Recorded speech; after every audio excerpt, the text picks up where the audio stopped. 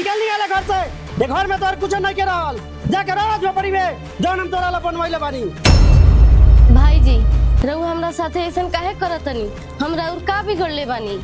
जब तक हमार भाई जिंदा रहे तब तक तू ये घर में रह ले। अब हमार भाई मर गेल बा, अब तुम्हारे घर में कोनो जरूरत नहीं के। चल निकल यहाँ से, निकल। रउआ ई काहे भूलतनी कि ई घर हमरे पति बनवाले बाड़े और रउआ हमरे घर से हमरे के निकालतनी? सुना ना, जब हमारे भाई जिंदा नहीं के तो तोहर कैसन हक, तोरा कोनो हक हिस्सा ना मिली। और हाँ, गलती से भी हमारा घर के आसपास नजर ना आई है, वरना तो झोपड़ी में भी ना रह देम तोरा के। चल निकल यहाँ से, निकल। चाचा जी हम लोग से हाथ जोड़ के विनती करतानी, हमनी के घर में रह दी। ए घर से हम बाबूजी के याद जुड़ल बा। हरामखोर, तोहर हिम्मत कैसे भेल हमरा के चाचा कहे के? हम तोहर चाचा नहीं की। चल निकल यहाँ से, निकल।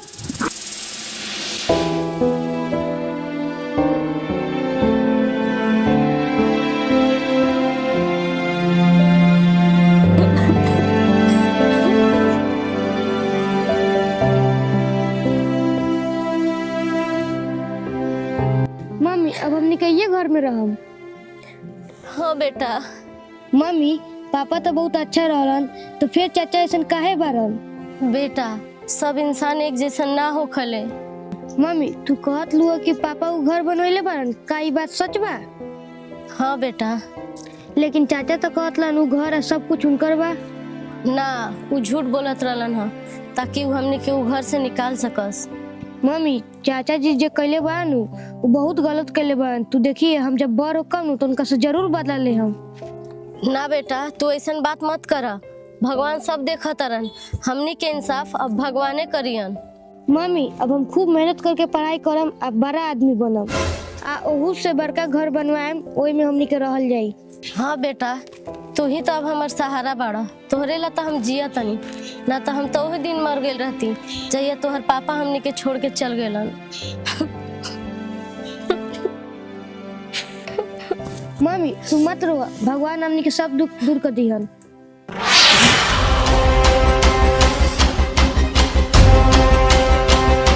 हाँ बोलो, तू हमरा के यहाँ सुनसान जगह पर काहे ला बोलाइला हा?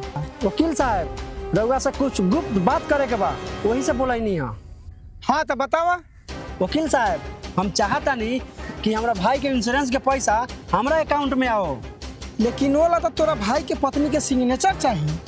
सिग्नेचर तो ना मिल पाई वकील साहब, काहे कि हम ओकरा के घर से बाहर निकाल दिल बानी। वो तो बिना उनका सिग्नेचर के ना हो पाई, कैसे भी करके तोरा सिग्नेचर उनका लेके आवे के हुई। ओला तो रउआ हेल्प लागी वकील साहब। अरे वो समय हमरा के मत घिसीट, न तो हमारा कालत खतरा में आ जाई। अरे वकील साहब बहुत मोटा रकम के इंश्योरेंस बा, रउआ 50,000 से ज्यादा ले ले हम। अच्छा ठीक बा, 50,000 से ज्यादा देता रहा तो चलो चलम। चलो।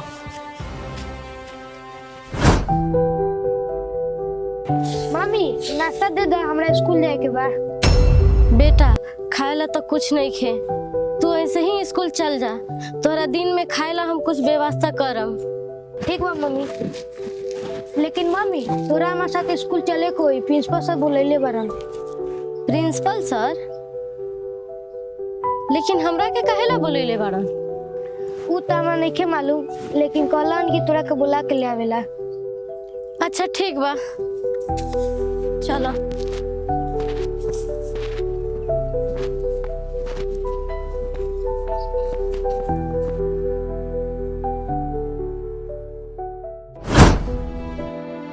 प्रणाम सर। प्रणाम प्रणाम। सर रिसु कहत रहला कि रउआ हमरा बुलैले बानी। हाँ हम कहले रही काले रिसु से, रउआ बैठी प्लीज। जी।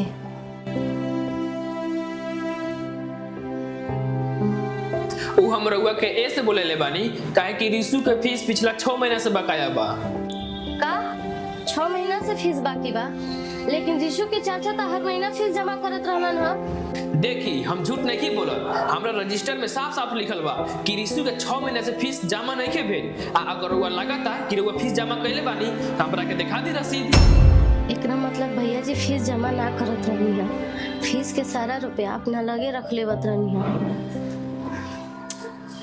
कोनो बात ना सर जी, रउआ हमरा के कुछ समय दिया, हम फीस जमा कर दे हम। कौनो बात ना, राउर पति बहुत अच्छा इंसान रहन, उनकरा चलते हम रउआ के कुछ और समय देव तनी। सर राउर बहुत बहुत धन्यवाद जे रउआ हमार परेशानी के समझनी। अरे हाथ जोड़े के कोनो जरूरत नहीं के, स्कूल कोनो बिजनेस करे वाला जगह थोड़े ना बा, ये तो उस जगह बा जहाँ बच्चा सबके भविष्य तैयार कइल जाले। अपने के जितना समय चाही ले ली, जब रउआ लगे पैसा हो जाई तब जमा कर दे हम। धन्यवाद सर। अरे कोनो बात ना। जी ठीक बा, प्रणाम सर।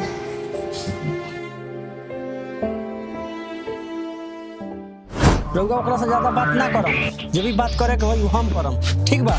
रउआ खाली हाँ मिलावत रहम। भाई साहब अब का रउआ हमने केहू लग से निकाले आइल बानी का? अरे कैसन बात करो तारू काजल, हम तोरा के यहाँ से निकाले नहीं खियाल, बल्कि हम तोरा से यहाँ माफी मांगे आयल बानी। माफी मांगे काहे ला आइल बानी रउआ? काहे कि हम बहुत गलत कैले बानी तोरा साथे घर से निकाल के। कोनो बात ना भाई साहब, अब हम यही लोग ठीक बानी और रउआ माफी मांगला के कोनो जरूरत नहीं है। काजल तोहर तो ठीक बा, लेकिन तोरा लइका ला हमरा बड़ा माया लागता। अब तू चल वही घर में हमनी के साथे रहिया। ना भाई साहब, अब हमनी का ना जाए वो घर में, अब तो हमनी के यही ठिकाना बा। ठीक बा काजल, जैसन तोहर मर्जी, लेकिन तोहर जब भी मन करे आपस आवे के बेझिझक आ जाइया। तोरा ला उ घर के दरवाजा हमेशा खुला रही। दियो वकील साहब उ कागज बा, साइन करवा ले बतानी।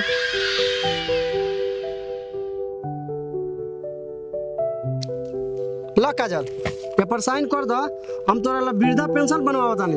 काहे कि हम नहीं की चाहत तोरा पैसा का दिक्कत हो। लेकिन भाई साहब ये तो कोरा कागज बा, हम ए पर कैसे साइन कर दी? अरे काजल तोरा टेंशन लेला के कोनो जरूरत नहीं है, यही से तो वकील साहब के साथे लेके आईनी है। जे भी कुछ लिखे के होई वकील साहब अपना हिसाब से लिख दियन, तू खाली ए पर साइन कर दा। रउआ हमनी के इतना चिंता कैला के कोनो जरूरी नहीं है। ली पकड़ी अपन फाइल, हम ना करम ए पर साइन। हम तोरा के प्यार से समझावा दानी, तू अपने आप के ज्यादा तेज बनता रे। तो कान खोल के सुन ले, अगर एक कागज पर साइन ना करबे तो झोपड़ी से भी निकाल दे हम। ओकरा बाद रोड पर भीख मांगत रहिए अपना बेटा के लेके, समझ ले? भले हम रोड पर भीख मांग ले हम, लेकिन एक कागज पर साइन ना करम त ना करम। निकल जाए यहाँ से। हमको देखा तानी ये फाइल पर तू साइन कब तक ना करता रे। चलिए वकील साहब।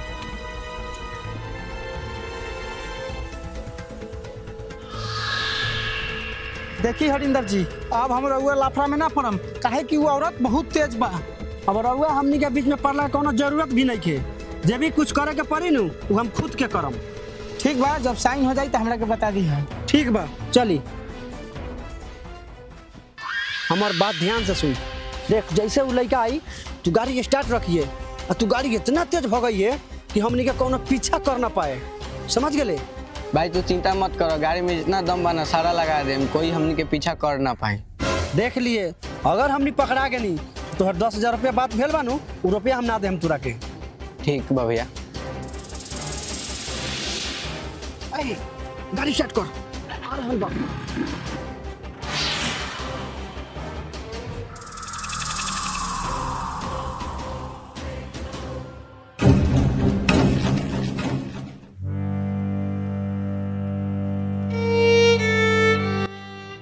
इतना बेरा हो गेल और रिसु अभी तक घरे ना आए। कहाँ रह गेलक ही? रुका प्रिंसिपल सर से फोन करके पूछा तनी।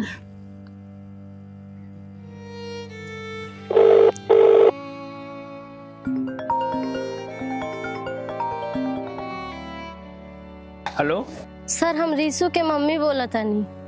अभी तक स्कूल के छुट्टी ना भेल बा का?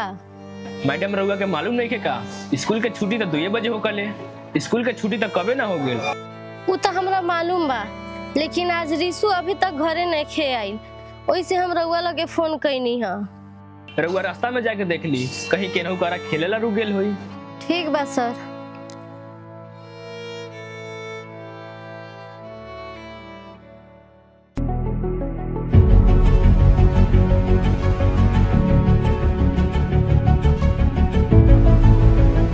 चुपचाप बैठ जाए यहाँ पर, अपन मुंह बंद करके रखिए, समझ ले? लेकिन चाचा रउआ हमरा के सुनसान जगह पर काहे लेके आइल बानी? हमरा के घर जाए दी ना। घरे जाके कथी करबे तू? तोरा माई के तही बोलावा तानी। आ तू अब निकल यहाँ से, तोर पैसा मिल जाई। ठीक बा भैया।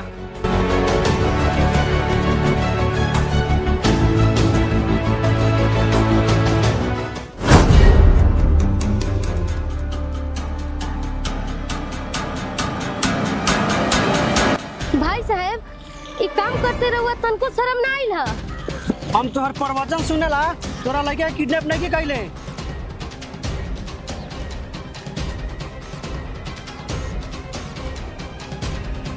पकड़ फाइल, आए पर चुपचाप साइन कर दे। आखिर का बा ए फाइल में जे रहुआ इतना नीच कर्म पर उतर गेल बानी?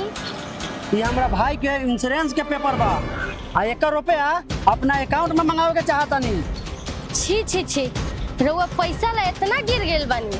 तू कहावत सुनने वाले नो, बाप बड़ा ना भैया, सबसे बड़ा रुपया। अब साइन कर दे जल्दी से, वरना तोहनिए दोनों गोरा के मार के तोहनिए दोनों गोरा के इंश्योरेंस का पैसा ले लेम हम, समझ ले?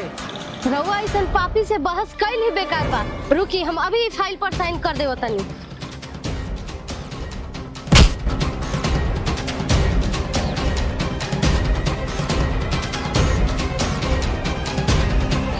बेटा, उ जल्लाद तोहरा के मरलक ह त ना? मम्मी मल्लान तना, लेकिन मारे के धमकी देत लहन। चला बेटा, घरे चलन जा।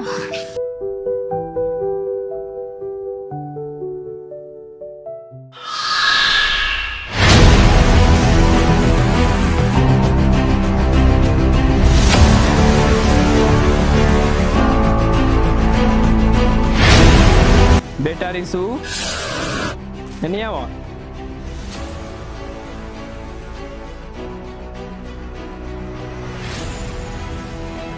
सर प्रणाम। खुश रहा, खुश रहा।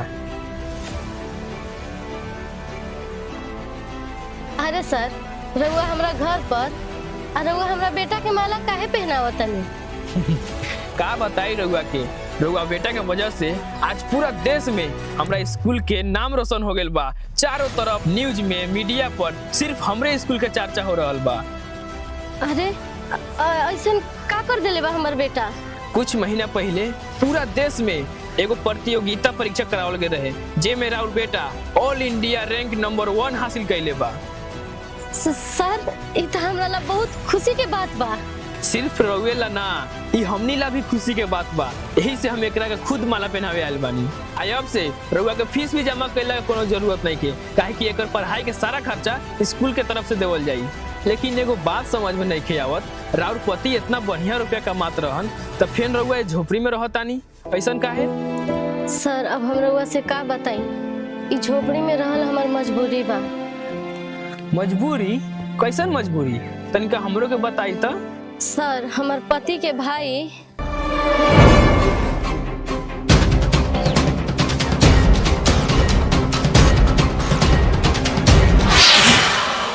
अच्छा, तो ई बात बा।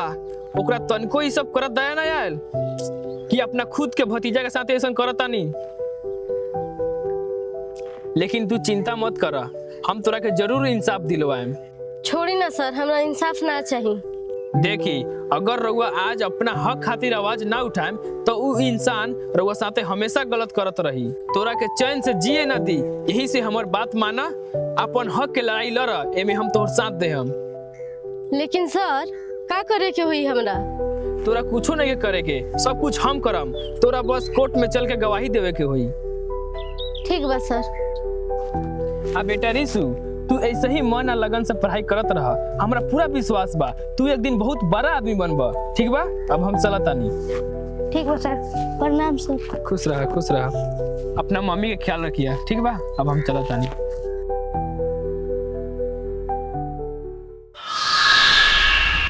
वकील साहब, वकील साहब, ये क्या करवा देनी रहुआ? वकील साहब, का भेलक मिस्टर हरिंदर, इतना चिल्लाता रहा काहेला? के बड़ा तू? हमार नाम कैसे जाना तारा? तोहर नाम का? हम तो तोरा बारे में सब कुछ जानता नहीं। आया वकील साहब को खोजता रहा काहेला? उनकर तो जेल जाए के तैयारी होता। जेल जाए के तैयारी? लेकिन का है? वकील साहब तो अच्छा आदमी बारन। हाँ, वैसे वकील साहब अच्छा इंसान बारन, लेकिन तोरा ला दोसर लोग ला ना, ऐसा इंसान के जगह जेल में ही होखले। वैसे तू कौन बारे जे वकील साहब के ऑफिस में बैठ के हमरा से लेखन बात करत बारे? हम बताओ तनी भाई साहब कि ई के बाड़न। अच्छा तो तू यही लंग बारे वकील साहब ई कौन बा?